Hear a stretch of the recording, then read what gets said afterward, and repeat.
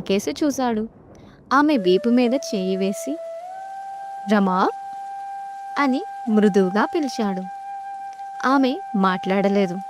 రమా, ఒక్క మాట చెప్పనా అన్నాడు మళ్ళీ. ఏంటి చెప్పండి అంది అలాగే బోర్లా పడుకొని. ఇక్కడికి వచ్చి నిన్ను చూసినప్పటి నుండి నాలో ఒక శాంతి రేగింది. ఇంతవరకు ఏ సందేహాలు లేకుండా కులాసాగా ఉండే జీవితాన్ని గడిపేస్తున్నాను. నిన్ను చూశాక ఎన్నో ఏళ్ల నుంచి నీకోసం వెతుకుతున్నట్లు అనిపించింది. ఇప్పుడు నేను తెలుసుకున్నాను. రమా, నాకు నువ్వు కావాలి.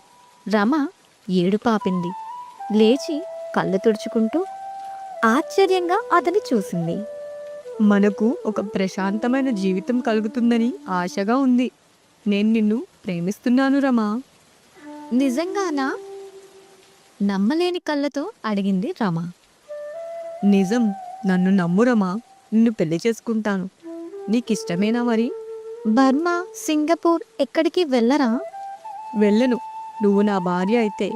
ఆమె అతని కళ్ళల్లోని నిజాయితీని చూసింది.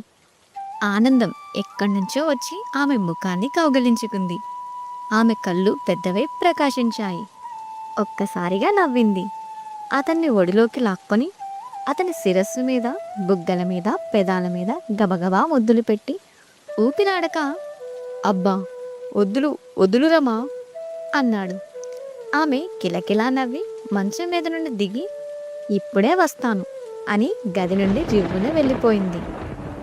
గది దాటగానే ముసల్ది కంగారుగా అక్కడి నుండి వెళ్ళిపోవడం చూసింది. దగ్గరగా వెళ్ళి కోపంతో, అవ్వా, నువ్వు చాటుగా నిల్చొని మా మాటలు వింటున్నావా అని అడిగింది. లేదు